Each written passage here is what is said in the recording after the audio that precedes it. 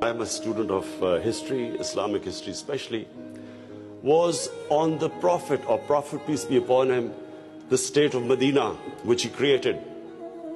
Now, why do I say the state of Medina? Because the state of Medina laid the foundation of one of the greatest civilizations in the history of mankind. The principles that found the foundation of the state of Medina is what for the next 700 years was the greatest civilization on earth. And what were those principles? The state of Medina was founded on incredible principles of justice and humanity. It was the first time a welfare state was made, a state that took responsibility of the weak, what China has done right now. That was the state of Medina, where first time a state took responsible for its poor, its weak, its orphans, its widows. In the state of Medina, the first time pensions were created. Old people were also, it was a humane state. And secondly, there was justice, rule of law. These were the two main things. And the third thing, the Prophet of Islam, peace be upon him, made seeking knowledge a sacred duty.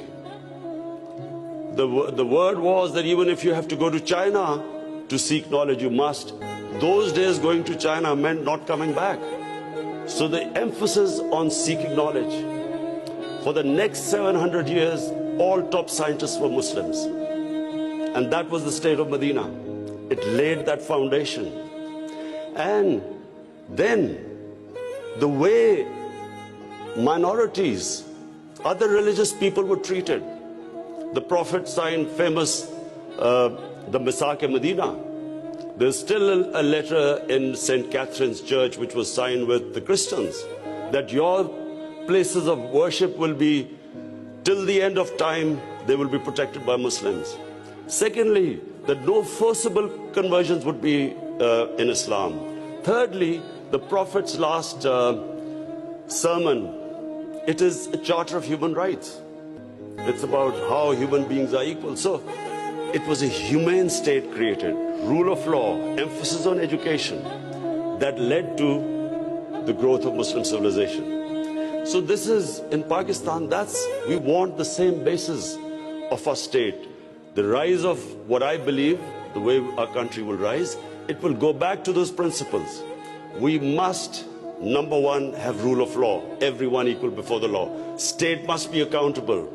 We must have a welfare state where the state must take responsibility of its poor people.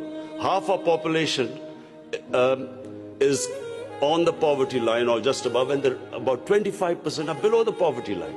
The state must take responsibility. All policies of the state must be like in China.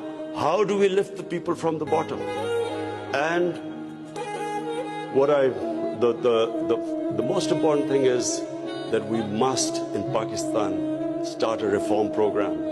Reforms are painful, but it is essential if we have to get out of our current problems. So, first of all, I joined politics in '96. From '96 to 2013, there was a very small party. Most of the time, it was one step up and 3 steps down. The first election I contested, we were wiped out.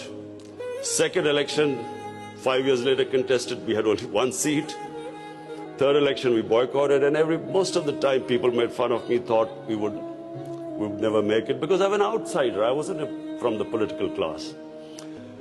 But one big lesson from sports which I learned, you only lose when you give up.